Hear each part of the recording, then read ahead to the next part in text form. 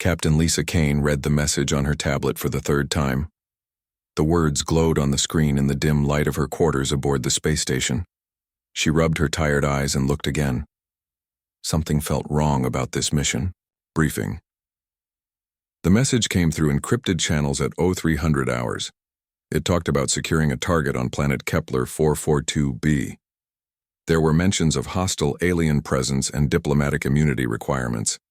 The coordinates pointed to what looked like a heavily defended compound. Everything screamed high-risk extraction mission. Lisa had done dozens of these operations before.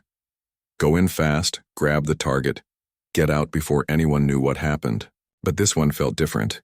The language was too formal, too careful. And why hadn't Colonel Marcus Webb called her directly like he always did for important missions? She tried to reach the colonel 3 times. Each attempt got the same automated response about communication blackouts due to solar storm activity. The storm had been raging for 2 days now between Earth and the outer colonies. No direct contact possible until it passed. Lisa looked at her chronometer. The transport ship would arrive in 4 hours to take her team to Kepler 442b. No time to wait for the storm to clear. The mission parameters were clear enough even if the details seemed strange. Someone needed rescue from hostile aliens. That was her job. She pulled on her uniform and walked down the corridor to wake her team.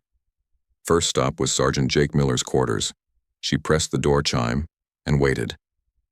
Jake opened the door after a few seconds, already alert despite the early hour. Mission briefing in 10 minutes, Lisa said. Full combat load. Jake nodded without asking questions. That was why she liked working with him. 8 years of demolitions work had taught him when to ask questions and when to just get ready. He understood that some situations needed action first and explanations later. Next was Corporal Amy Rodriguez. The sniper was already awake when Lisa reached her door. Amy had a habit of getting up early to clean her rifle and check her equipment. She took pride in being ready for anything at any time.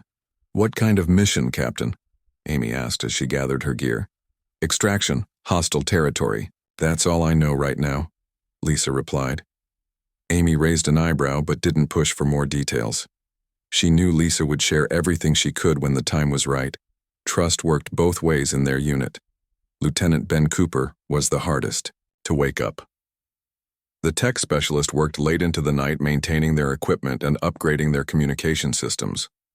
Lisa had to shake his shoulder twice before he opened his eyes. Please tell me it's not another training exercise, Ben mumbled as he sat up. Real mission, pack everything, we leave in 4 hours, Lisa said. That got Ben's attention fast. He was wide awake and reaching for his gear before Lisa finished talking. Despite his complaints about early mornings, Ben was one of the best tech specialists in the fleet. His electronic warfare skills had saved their lives more times than Lisa could count. 20 minutes later, all 4 team members sat around the briefing table in their small conference room. Lisa displayed the mission parameters on the main screen. The planet looked peaceful from orbit. Blue oceans, green continents, white clouds. Not what she expected for a hostile alien world. Target location is here. Lisa pointed to a spot on the largest continent.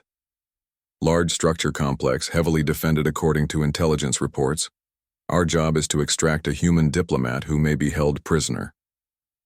Jake studied the satellite images. Those don't look like prison walls, more like ceremonial buildings. See the open courtyards and decorative spires.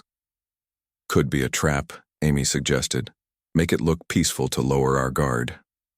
Ben worked his tablet, analyzing the electronic signatures from the planet. I'm picking up massive communication arrays, way more than needed for a small colony. This place is broadcasting to half the galaxy. Lisa felt that strange feeling again. Something about this mission didn't add up. But the orders were clear, and someone needed their help. That was enough for her. We go in quiet, she decided. Recon first, then extract. If it's a trap, we adapt. If it's not, we still get our people out safe. The team spent the next 2 hours going over equipment and contingency plans. Lisa chose their standard loadout for urban operations. Body armor that could stop most alien weapons. Rifles with both lethal and non-lethal settings. communication gear that worked across multiple alien frequencies, medical supplies for treating both human and alien injuries. Their transport ship arrived exactly on schedule. The UES Defiance was a mid-range courier vessel designed for speed rather than comfort. Captain Rick Stone greeted them at the airlock with his usual professional smile. 4 passengers to Kepler 442b. Should be a smooth ride. We'll have you there in 18 hours, he said. Lisa noticed he didn't ask about their mission or why they needed to get there so fast. Good ship captains learned not to ask too many questions about military operations. Some things were better left unknown. The journey gave Lisa time to study everything they knew about Kepler 442b. The planet had been colonized 15 years ago as a neutral meeting place for different species. Humans, aliens, and mixed populations all lived there in relative peace. It was supposed to be one of the safest worlds in known space. That made the hostile alien presence even more confusing. Who would attack a neutral world? What did they want with a human diplomat? Lisa ran through dozens of scenarios in her mind, but none of them felt right. Amy spent most of the trip maintaining her rifle and studying the building layouts. She identified 12 different sniper positions around the target complex. Each one offered good fields of fire but also clear escape routes. Professional work, even if the mission still confused her. Jake focused on potential entry points and defensive positions. The target building had thick walls, but also large windows and multiple entrances. Good for getting in fast, but dangerous if they needed to hold position against superior numbers. Ben worked on their communication setup. He programmed emergency frequencies for every known species that might be on the planet. He also prepared electronic countermeasures in case they faced advanced alien technology. 6 hours out from their destination, Lisa tried one more time to contact Colonel Webb. The solar storm had passed, but she still couldn't reach him directly. His aide said he was in an important meeting and couldn't be disturbed. The aide confirmed the mission was approved and urged them to proceed as planned. Lisa didn't like it, but she had her orders. Someone was counting on them, and they wouldn't let that person down. The final approach to Kepler 442b looked nothing like the hostile world Lisa expected. Ships from dozens of different species filled the orbital space around the planet. Elegant passenger vessels, diplomatic transports, and ceremonial craft created a peaceful traffic pattern. It looked more like a celebration than a war zone. Captain Stone received landing clearance for a spaceport 20 kilometers from their target location. The flight controllers were polite and professional. No signs of stress or emergency. No mention of hostile forces or diplomatic incidents. This doesn't feel right, Ben said as he watched the peaceful planet grow larger in their viewports. I know, Lisa replied. But we have our orders. Someone down there needs our help and we're going to provide it.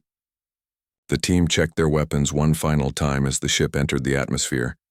Whatever waited for them on the surface, they would be ready for it. Lisa had never failed a rescue mission, and she wasn't about to start now.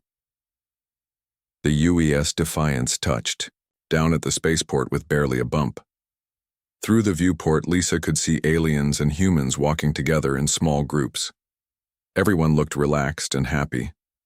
Not at all like people living under threat of hostile forces. Lock and load, Lisa ordered as they prepared to disembark. Stay alert.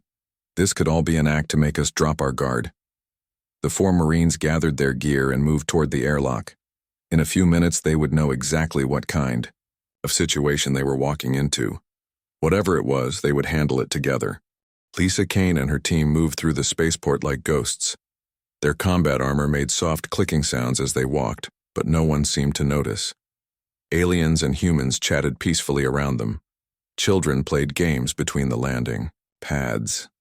Street vendors sold colorful foods from small carts. This was not a war zone. Lisa activated her comm unit and spoke quietly to her team. Something is very wrong here. Stay alert but keep weapons down. We don't want to start a panic. They followed the coordinates from their mission briefing. The path led them through a beautiful city filled with crystal towers and floating gardens. Alien architecture blended with human designs in ways that looked natural and peaceful. Lisa had never seen anything like it. Captain, are you sure we're in the right place? Jake asked as they passed a group of alien children playing with human kids. Coordinates match, Lisa replied. But I'm starting to think our intelligence was wrong about the hostile forces. They reached the edge of a massive amphitheater built into a hillside. The structure was made of white stone that seemed to glow in the afternoon sun. Thousands of beings filled the curved seating areas. Lisa could see representatives from dozens of different species all dressed in formal clothing.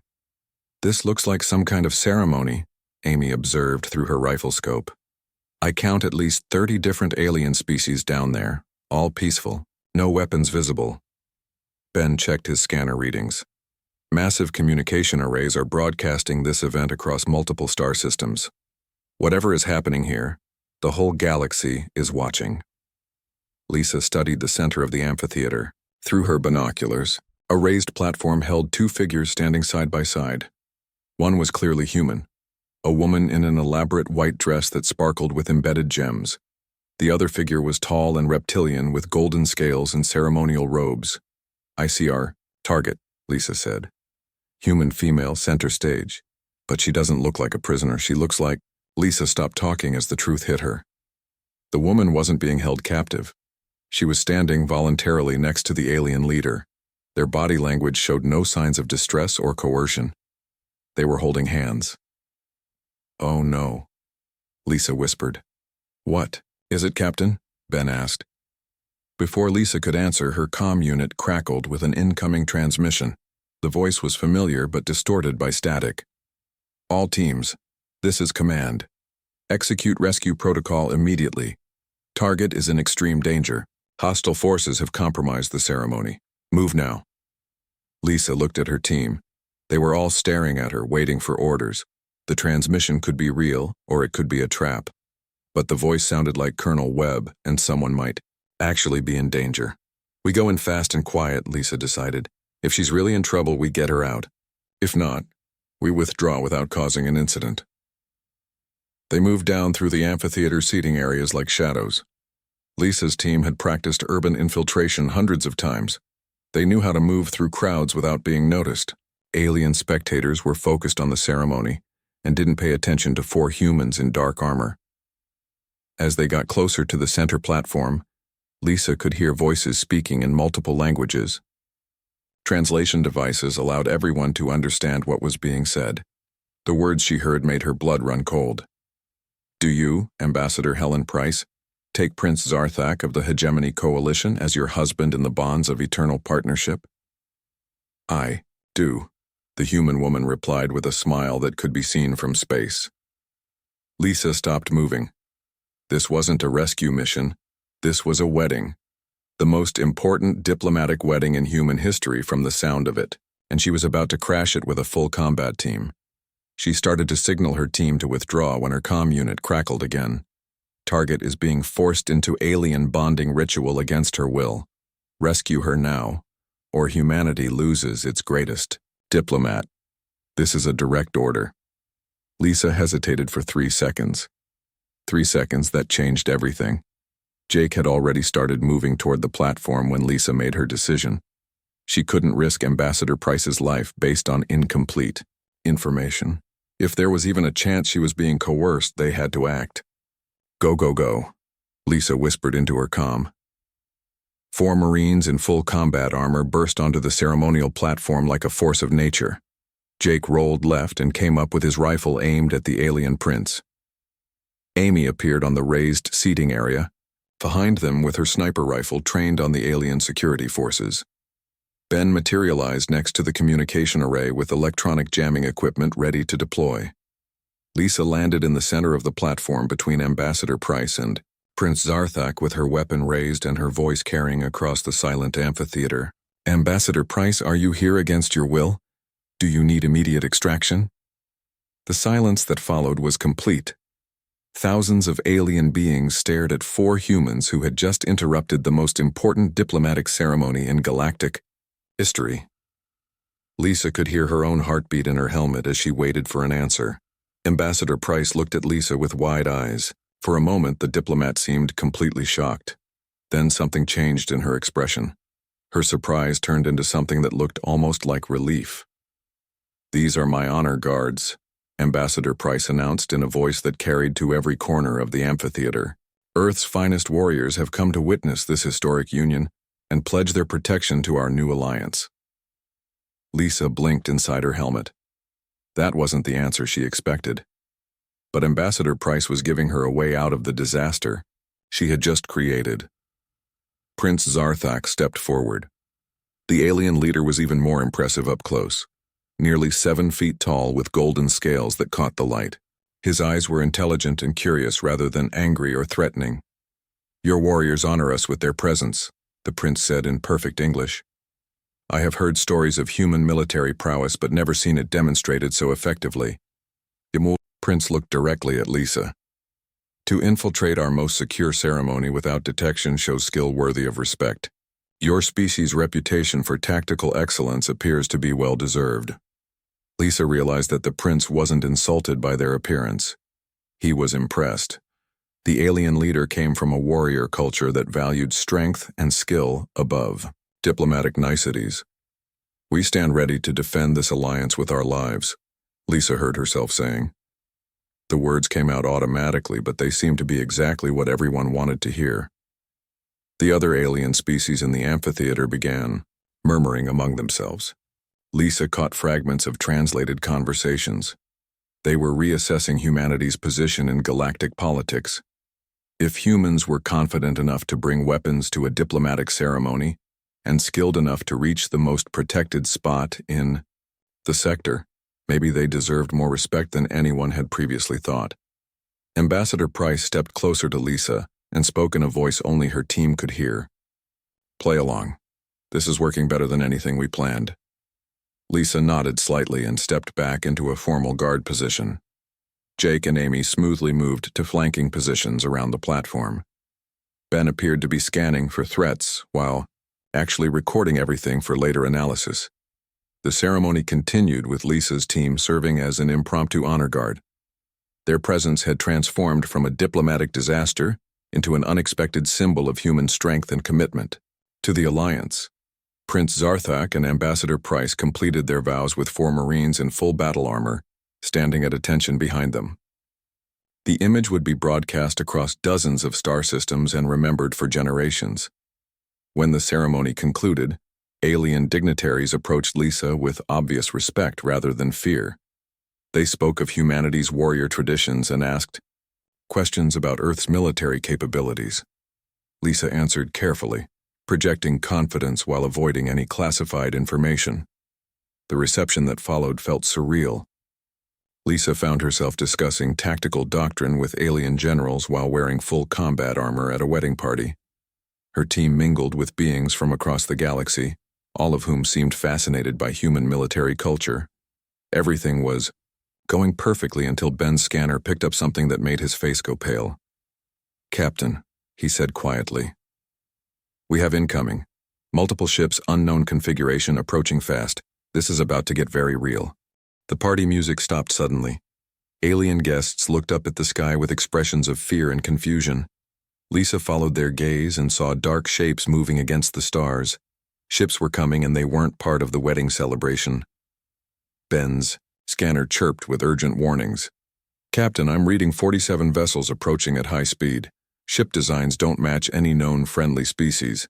They'll be in weapons range in 38 minutes. Lisa grabbed her comm unit and switched to the emergency frequency. "This is Captain Kane to all vessels in orbit. We have incoming hostiles. Request immediate status report." The response came from multiple sources at once. Panic filled the radio channels as ceremonial ship captains reported the same readings. The approaching fleet was massive and moving.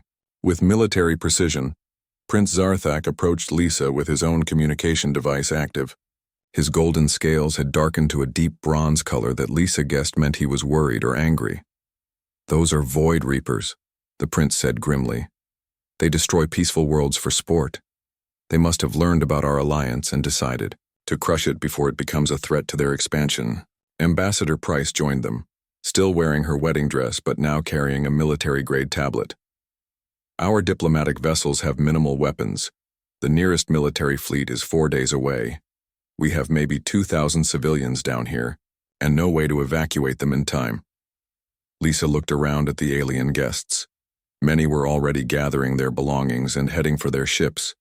Others stood frozen with fear. A few species she didn't recognize were making sounds that her translator couldn't interpret, but clearly weren't happy sounds. "What kind of weapons do the Void Reapers use?" Lisa asked.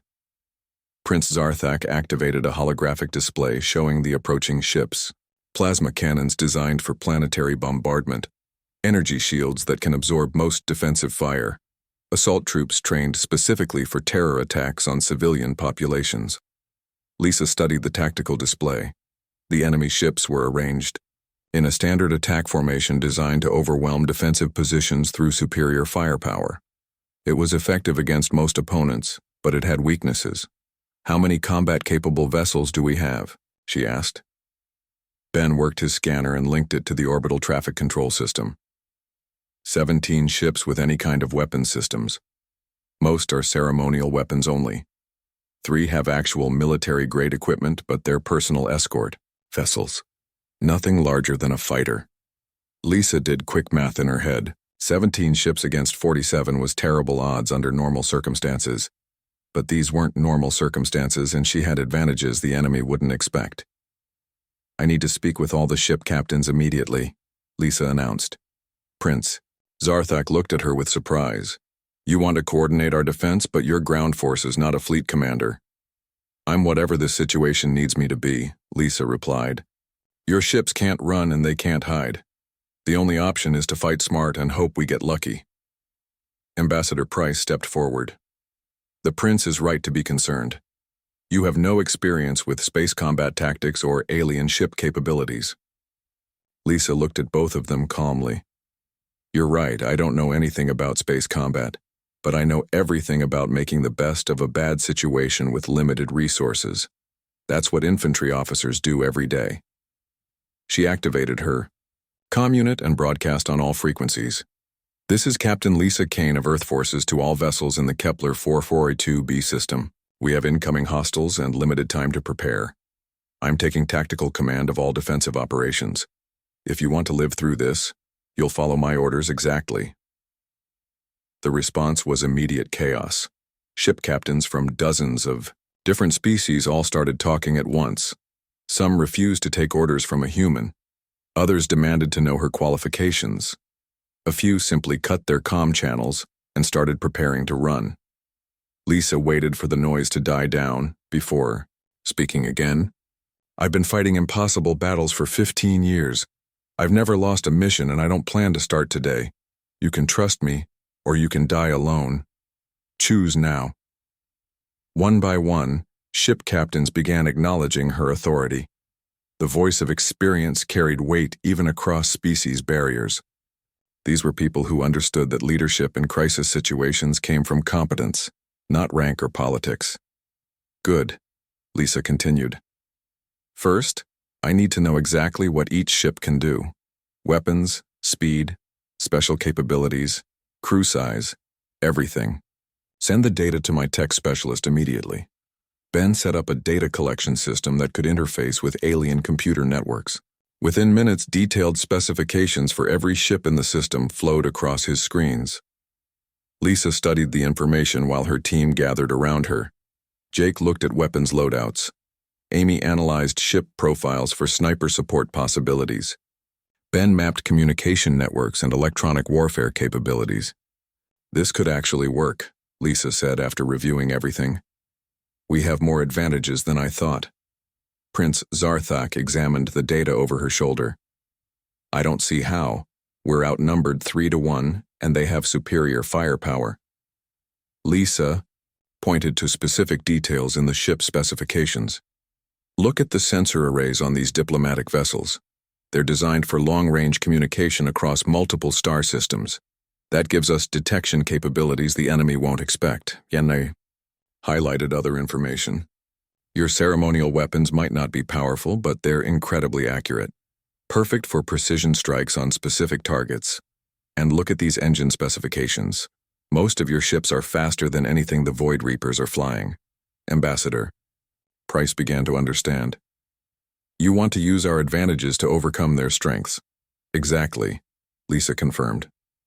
"We can't fight them head-on, but we don't have to.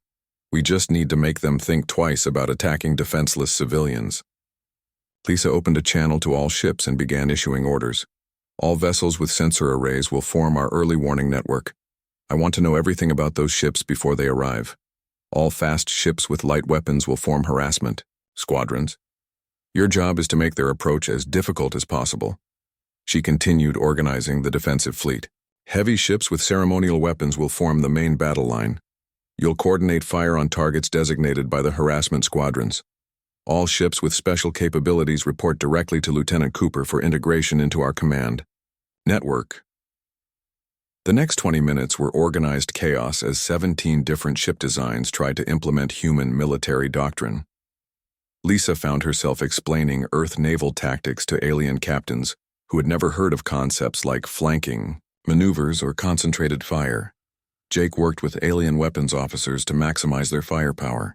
He discovered that ceremonial particle cannons could be linked together for devastating combined attacks. The aliens had never thought to coordinate their fire because their cultures emphasized individual achievement over group tactics. Amy positioned herself on Prince Zarthak's personal fighter, where she could use her sniper skills to designate priority targets for the fleet. Her experience with precision shooting translated perfectly to coordinating precision strikes from multiple ships. Ben created a unified communication network that allowed instant coordination between species that had never fought together before. His electronic warfare programs integrated with alien systems in ways that surprised even him. Lisa established her command center on the largest diplomatic vessel, a hegemony coalition ship with powerful sensors and communication arrays. From there, she could monitor the entire battle and coordinate all defensive operations. 15 minutes until weapons range, Ben reported. All ships report ready for combat operations. Lisa looked at the tactical display showing her small fleet arranged in defensive positions around the planet. 17 ships crewed by diplomats and ceremonial guards, preparing to face a battle fleet designed for planetary destruction. This is either going to be the greatest upset in military history or the shortest battle ever fought, Jake observed. Only one way to find out, Lisa replied as the first enemy ships appeared on long-range sensors. The battle for Kepler 442b was about to begin. The Void Reaper fleet dropped out of hyperspace like a swarm of angry hornets. Their black ships blocked out the stars as they moved toward the planet in perfect formation. Lisa watched them approach on her tactical display and felt her stomach tighten with familiar pre-battle nerves. Enemy fleet entering weapons range in 2 minutes, Ben reported from his station. I count 47 ships, including 12 heavy cruisers and a command vessel twice the size of anything we have. Lisa opened the comm channel to all friendly ships. This is command, remember the plan. Let them get close before we show them what we can do. All harassment squadrons hold position until my signal. The Void Reapers had done this before. Their formation was designed to terrorize civilian populations by displaying overwhelming force. They approached slowly to give their targets time to understand how hopeless resistance would be. Psychological warfare before the shooting started. Lisa had studied their tactics during the preparation time. The Void Reapers expected their enemies to either run away or surrender without fighting. They weren't prepared for organized resistance from what looked like defenseless diplomatic vessels. First Harassment Squadron, execute attack pattern Alpha, Lisa ordered. 3 of the fastest alien ships broke from their hidden positions behind the planet's largest moon. They accelerated toward the enemy fleet at maximum speed, while broadcasting fake distress signals on multiple frequencies. The Void Reapers took the bait perfectly. 6 of their ships broke formation to pursue what they thought were fleeing refugees. The alien fighters led their pursuers into the exact position Lisa wanted them. All sensor platforms full active scan now, Lisa commanded. The diplomatic vessels revealed their true capabilities. Sensor arrays designed for communicating across star systems turned their power toward the enemy fleet. Every Void Reaper ship was suddenly illuminated by detection beams that revealed their exact positions, speeds, and weapon configurations. Got them, Amy reported from her position on Prince Zarthak's fighter. Transmitting target priorities to all battle line ships now. The ceremonial weapons that had seemed so inadequate suddenly proved their worth. Particle cannons designed for formal celebrations were incredibly accurate when their operators could see exactly where to aim. The first coordinated volley caught the pursuing Void Reaper ships completely by surprise. 2 enemy vessels exploded immediately. A third lost its weapon systems and began spinning out of control. The remaining 3 tried to retreat but found themselves caught between the harassment squadron and the main defensive line. "First blood to us," Jake announced over the comm. "But now they know we're not defenseless." The main Void Reaper fleet responded with fury. Their commander clearly hadn't expected organized resistance. The psychological advantage they relied on was gone, and they were facing enemies who fought with tactics they didn't understand. "All ships, evasive maneuvers," Lisa ordered as enemy plasma cannons began firing. "Execute the shell game pattern." This was the most dangerous part of Lisa's plan. The diplomatic ships had to use their superior speed and maneuverability to avoid the enemy's heavy weapons while staying close enough to use their own lighter guns effectively. The alien captains executed the complex movement patterns better than Lisa had dared hope. Ships that had never fought together before moved like parts of a single organism. The human concept of coordinated unit tactics was completely new to most of them, but they adapted quickly. Prince Zarthak's personal fighter led the second wave of attacks. The prince had insisted on flying his own ship despite the danger. He followed Amy's targeting instructions with perfect precision, while Lisa coordinated the overall battle from her command ship. "This is working," the prince reported over the comm. "Their formation is breaking apart. They don't know how to respond to these tactics." Lisa watched the tactical display as her plan unfolded. The Void Reapers were powerful, but predictable. They relied on overwhelming force against helpless opponents. When faced with organized resistance using unfamiliar strategies, they struggled to adapt. "Ben, activate electronic warfare protocols," Lisa ordered. "Let's see how they handle some real interference." Ben's programs had been modified to work with alien computer systems during the preparation time. Now they reached out across space to disrupt enemy communications and targeting systems. The Void Reaper fleet suddenly found their coordination failing as their ships lost contact with each other. "Their command ship is trying to re-establish control," Ben reported. "I can keep them confused for maybe 10 more minutes before they adapt to our interference." Lisa knew this was the critical moment. Her improvised fleet had achieved surprise and initial success, but they couldn't maintain the advantage for long. The enemy had too many ships and too much firepower for extended battle. "All harassment squadrons converge on the command vessel," she ordered. "Maximum attack speed. We end this now or we don't end it at all." The fastest ships in her fleet abandoned their hit-and-run tactics and formed up for a direct assault on the largest enemy vessel. It was incredibly dangerous, but Lisa knew that cutting off the head would kill the snake. Jake had spent the battle working with alien weapons officers to prepare for this moment. Ceremonial particle cannons that normally fired individually had been networked together for one massive coordinated strike. The power requirements were enormous, but the effect would be devastating. "Battle line ships, prepare synchronized fire on my mark," Lisa announced. "Target the command ship's shield generators. We get one shot at this." Amy guided the targeting from her fighter as it raced toward the enemy command vessel. Her sniper's eye identified the exact weak points in the ship's defenses, while Prince Zarthak's superior flying skills kept them alive in the crossfire. "Targeting solution uploaded to all ships," Amy reported. "Recommend immediate firing before they realize what we're doing." Lisa waited 3 more seconds until every ship in her fleet had a clear shot. The timing had to be perfect, or the plan would fail completely. "All ships fire now."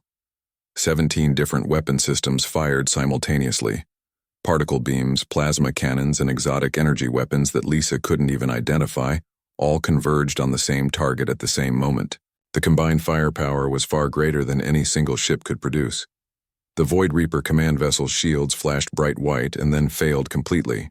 The follow-up shots from the harassment squadron penetrated the unprotected hull and triggered secondary explosions throughout the ship. Lisa watched the massive vessel break apart in silence that felt like it lasted forever. Pieces of burning wreckage tumbled through space while the remaining Void Reaper ships seemed to freeze in confusion. "Command ship is destroyed," Ben confirmed. "Enemy fleet has lost all coordination." Individual ships are beginning to retreat.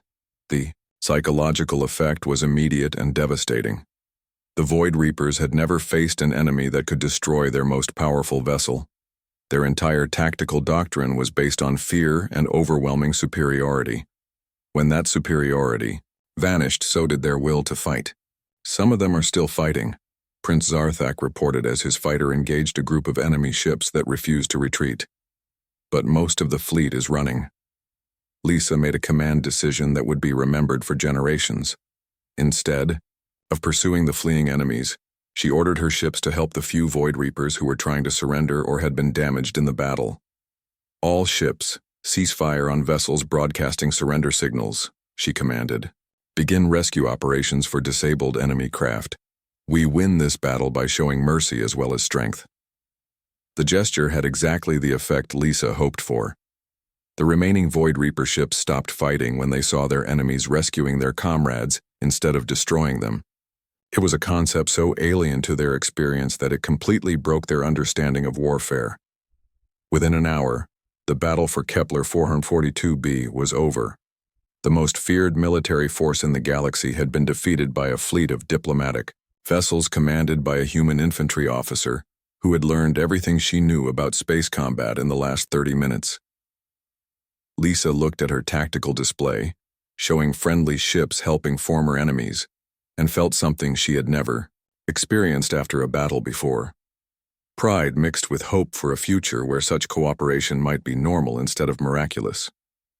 3 days after the battle, Lisa sat in a comfortable chair on the observation deck of the Hegemony Coalition's largest diplomatic station. Through the massive windows, she could see construction ships already beginning work on humanity's first joint military academy. The speed of galactic politics still amazed her. Ambassador Helen Price entered the room carrying 2 cups of coffee and still wearing her wedding dress, though it now had several small burn marks from the battle. She had refused to change clothes until all the diplomatic paperwork was completed. I thought you might want to know the truth about your mission orders, Helen said as she handed Lisa one of the cups. Lisa had been expecting this conversation. Too many things about the mission hadn't made sense. The timing, the unclear orders, the communication blackouts that prevented her from talking to Colonel Webb directly. Let me guess, Lisa said. There never was a hostage situation. You and the Colonel planned this whole thing. Helen smiled and sat down across from her. Not exactly planned, more like guided toward a desired outcome. We knew that formal diplomatic protocols would position humanity as junior partners in the Galactic Alliance. We needed something that would establish us as equals from the beginning. Lisa sipped her coffee and thought about everything that had happened. So you deliberately gave me confusing orders that would make me think it was a rescue mission. We gave you real orders that could be interpreted multiple ways, Helen corrected. Your natural instincts and military training did the rest. We needed your reaction to be completely genuine, because several alien species can detect deception through biological and technological means. Lisa understood now why she had felt something was wrong about the mission briefing. Her subconscious had picked up on the inconsistencies even when her conscious mind accepted the orders at face value. The communication blackouts were real, Helen continued. We just made sure they happened at exactly the right time to prevent you from getting clarification. Colonel Webb was in meetings with Earth Command the entire time, preparing for the aftermath of whatever happened here. Lisa looked out at the construction ships working on the academy. And if I had figured out it was a wedding and just attended, normally, then we would have been junior partners in the Alliance and humanity would have spent the next 50 years proving we deserved better treatment, Helen replied. Your dramatic entrance changed everything. It showed the galaxy that humans are confident, capable, and not intimidated by anyone. Lisa had to admit the plan had worked perfectly. The alien species that had initially considered humanity a minor addition to their alliance now treated Earth as an equal partner. The battle had proven that human military doctrine was superior to anything they had seen before. The Void Reaper attack was real, though, Lisa said. You couldn't have planned that. Helen's expression became serious. No, that was completely unexpected, but it turned out to be the best thing that could have happened for human-alien relations. Your tactical brilliance and your decision to show mercy to surrendering enemies impressed everyone. Even species that weren't at the wedding are asking to meet with human military leaders. A soft chime indicated someone was requesting entry to the observation lounge. Prince Zarthak entered wearing casual clothes instead of his ceremonial robes. The golden scales on his face had returned to their normal bright color, which Lisa had learned meant he was happy and relaxed. "Captain Kane," the prince said with a formal bow. "I hope I'm not interrupting anything important." "Not at all, Your Highness," Lisa replied. "Just learning how thoroughly I was manipulated by my own government." The prince laughed, a sound like wind chimes mixed with a purring cat. "If it makes you feel better, I was also manipulated. Helen convinced me that having a dramatic military presence at our wedding would show my people that humans were worthy of respect." Lisa looked between her new husband and Helen with amusement. "So you both knew this would happen?" "We hoped it would work out somehow," Helen admitted. "But we had no idea it would work out this well. Your tactical performance during the battle exceeded our wildest expectations." Prince Zarthak moved to the window and pointed at the construction activity outside. "The Galactic Council has formally requested that you establish joint military training programs with all member species. They want to learn human tactical doctrine and integrate it with their own military traditions." Lisa felt overwhelmed by the implications. "I'm just an infantry captain. I don't know anything about training entire alien military forces. You're the human who defeated the Void Reapers with 17 diplomatic ships," the prince countered. "Every military leader in the galaxy wants to understand how you did it. You've become famous across dozens of star systems." Helen activated a holographic display showing news reports from across the galaxy. Lisa saw her own face on broadcasts in languages she couldn't understand. The reports all seemed positive, but the attention made her uncomfortable. "There's something else," Helen continued. "The Galactic Council has offered you a permanent position as military liaison to the Alliance. You would be responsible for coordinating defensive strategies across multiple species and star systems." Lisa stood up and walked to the window. Below her, the planet where everything had started looked peaceful and beautiful. Ships from dozens of worlds came and went in orderly patterns. The wedding guests had mostly returned home, but many had left permanent diplomatic missions behind. "What about my team?" Lisa asked. "Jake, Amy, and Ben have been with me for years. I won't abandon them for a promotion." "They've been offered positions as department heads in the new academy," Prince Zarthak said. "Jake will run the demolitions and engineering program. Amy will head the precision weapons division. Ben will establish the electronic warfare curriculum." Lisa turned back to face them. "You've thought of everything." "We've tried to," Helen admitted. "But the final decision is yours. You can accept the position and help shape the future of galactic defense, or you can return to Earth and resume your normal military career. Either choice will be respected." Lisa thought about her options. She could go back to Earth as a hero, and probably spend the rest of her career giving lectures about the Battle of Kepler 442b. Or she could stay here and help build something completely new. "There's one condition," Lisa said finally. "No more formal ceremonies without proper briefings. I'm willing to be humanity's unconventional ambassador, but I want to know when I'm walking into a wedding instead of a war zone." Helen and Prince Zarthak both laughed at that. "Agreed," Helen said. "Though I should mention that your battle armor has become something of a fashion statement among young aliens. Several species are designing ceremonial military gear based on your appearance at the wedding." Lisa looked down at her armor, which she still wore out of habit. The dark plates were scratched and dented from the battle, but they had been decorated with ribbons and symbols from a dozen different alien cultures. It was probably the most unusual diplomatic uniform in galactic history. "I accept the position," Lisa decided. "But I want my team with me, and I want input on Academy curriculum. If we're going to teach aliens how to fight like humans, we need to do it right."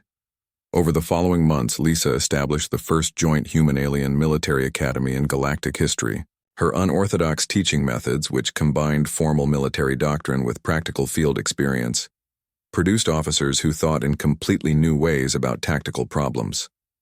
The academy became a model for cooperation between species that had never worked together before.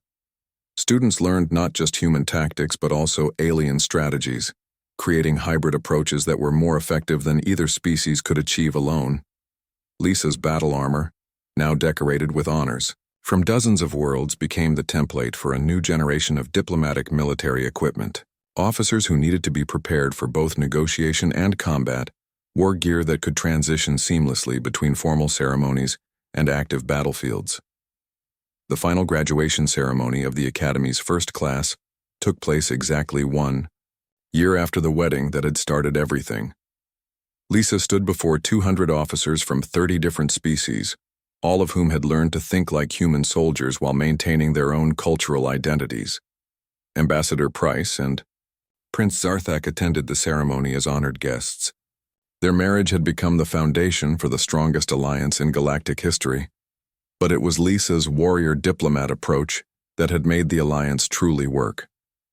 As Lisa watched her students receive their commissions, she realized that her accidental career change had given her something she never expected.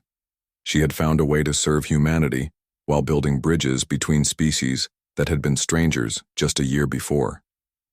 The galaxy was a safer place because one Marine captain had misunderstood her orders and crashed a wedding in full battle armor.